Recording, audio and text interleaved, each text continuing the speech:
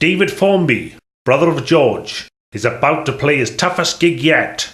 Warm-up act to Adolf Hitler. Can you hear me, Nuremberg? Here's a little ditty I wrote for a charming horse, that nice Mr. Hitler. He's got a friendly face, ain't he? Join in the chorus. Hitler shouts and rages, I've heard him rant and rant, but the dirty work of genocide he leaves to his commandant. A rival politician once said he looked quite odd. Hitler laughed and then he called off for the fighting squad. Carry on, Blitzkreig, get right in your tits creek. On and on, Blitzkreig, we're right at the shit's creek. I can see a Stuka, or is it some old fucker? No, it's time to give him love, or they call him something similar. Hitler's in the old slayer, he's been some other boost there. They should send him to the front, the slimy little Nazi. David was halfway through his version of Knees Up Eva Braun when the SS bum rushed the stage. That night, angry Germans burned David Formby records. Then they burned his ukulele, and then they burned David. David's funeral was well received by the public. It was his only standing ovation. Brother George said, "It turned out nice again."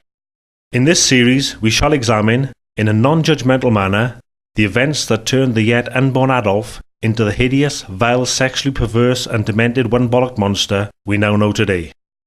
Hitler's father, Alois, was illegitimate, but this secret was closely guarded by his family. However, when he joined the civil service, everyone began calling him a bastard. Alois suspected betrayal, and this paranoia was to pass on to the young Adolf. It's hard to imagine, but shouts of Heil Schicklgruber would have echoed around Nazi Germany if Hitler's father had kept the family name. But Nostradamus freaks continually harassed him on the streets, demanding he changed his surname to Hister. When Alois Schicklgruber finally relented, the registrar recorded the name as Hitler, and thus a legend was created. After several marriages, Alois married his niece, Clara. She was also the granddaughter of his brother. At this time, the family was more inbred than parts of Wales. Austria, 1889, and Hitler is born. When rumours circulate about the paternity of the child, Clara dyes Adolf's skin pink and files down the horns on his head. Before TV, people made their own entertainment, and a popular pastime was child beating. Hitler's father was no different, daily beating Adolf far beyond the 2 hours required by law. Starved of attention, Hitler would buy sweets, and then ask strangers to offer them back to him. He dreamed of one day being asked to go see some puppies by a dodgy old man in a raincoat. The regular sadistic beatings, the hatred of other children, the monastic loneliness. Hitler would later describe these years as the happiest time of my life. Hitler did well in lower school, but in middle school a family row broke out over his future career. Hitler wanted to become an artist, but his father demanded he attend Linz Technical School for the criminally psychopathic. There he would major in genocidal mania. Over a severe thrashing, Hitler recalled his father telling him, "Son, the world is full of crap artists, mostly French. I agree. But why be an artist when there's a global shortage of despots and dictators?" In school, his conduct caused concern after he annexed the language department. Term reports said at the time, Hitler lacks concentration and is a little camp. He never forgot that criticism. Sometimes as Führer, he was heard to shout, "Concentration camp?" He passed advanced genocide, basic carpet bombing techniques, and embroidery for the bi-curious, but failed diplomacy after telling the examiner to piss off. He was remembered as a keen pupil, winning school races twice, and in the yearbook, peers voted him most likely to invade Poland. He was the youngest holder of the Genghis Khan bursary for services to inhumanity, with his dissertation, 101 Excuses for Ethnic Cleansing. In 1903, Hitler began a lifelong obsession with domestic pipework, which culminated in the unexplained death of his father while taking a shower. Alois left Hitler a small legacy. "To Adolf, I bequeath a sound thrashing to be administered by the executors my syphilis and my lucky shrunken rabbi's head. After the funeral, Hitler moved into a boarding house. School results were poor, and he passed evenings shooting rats in the cellar. Even then, he displayed unsettling discrimination, picking on bald, weaker rats, or, as he called them, the non-Harians.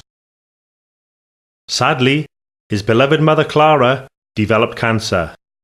Hitler only found out when he arrived home early to find the family doctor groping his semi-clothed mother. Oh, hey up, son. I got some bad news for you. I've got, cancer. Tit cancer. Hitler's visits to the family home were now disrupted, sometimes up to 3 times a day, by Dr. Goldstein taking his mother's temperature violently from behind. Mother?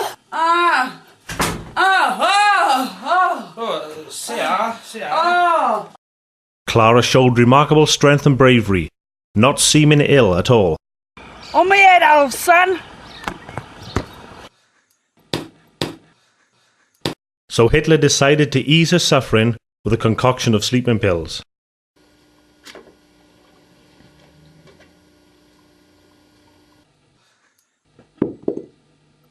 When she died, Clara had little to leave her son.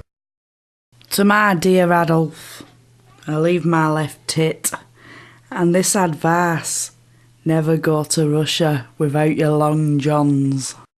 Hitler blamed Marxism and saw the left, in all its forms, as a cancer that needed removal. When Clara died in 1907, Hitler had the breast made into a skull cap, which he'd later wear when mulling over matters of state. Hitler had no girlfriend, but he developed an obsession with a young blonde, whom he fantasized about from afar. Years later, when Klaus discovered the truth about his now famous admirer, he expressed surprise, but recalled getting a strange Valentine's card, which read, Roses are red, jackboots are black. Let's crush all the roses and a vile, obscene, political, distorted doctor into the Marxists too! Hitler blamed the failure of this relationship on world Jewry, and perhaps, more realistically, on his refusal to wear glasses. Without parents telling him what to do, Hitler tried to become an inventor. He devised a comedy walk, but discovered Chaplin had already developed a similar style. Distraught, but unwilling to waste months of effort, Hitler billed himself as the greatest Chaplin impersonator in Austria. Contemporaries described Hitler as a happy, carefree child, whose hobbies included crucifying squirrels. But when he focused on art, he became sullen, stubborn, petulant, and egomaniacal. In other words, a typical artist. Now, angst-ridden, he moved to Vienna. Vienna helped form ideologies that he'd take into adult life. Here, he first encountered what he'd later refer to as the Jewish question. When a rabbi approached him on the street and asked, "What's black and white and red all over?" Hitler, unable to answer, raged as the laughing rabbi walked off. Hitler's insistence that the Nazis produce a solution to the Jewish question ended in tragedy, as officials produced a string of ever weaker punchlines in response. In another incident, after being introduced to the 4 Schroeder sisters, Hitler determined to place racial purity at the top of his political agenda. Decadence had spread into all sectors of Austrian society. In the military, generals indulged their fetishes for dressing like chickens and parading in public places. Disillusioned and infuriated by the decay, Hitler left for Germany. Coincidentally, the same day as draft papers came from the army. Hitler shouts and rages, I've heard him rant and rant, but the dirty work of genocide he leaves to his commandant. A rival politician once said he looked quite odd.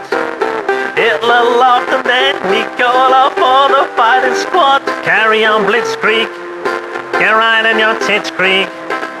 On and on Blitzkrieg.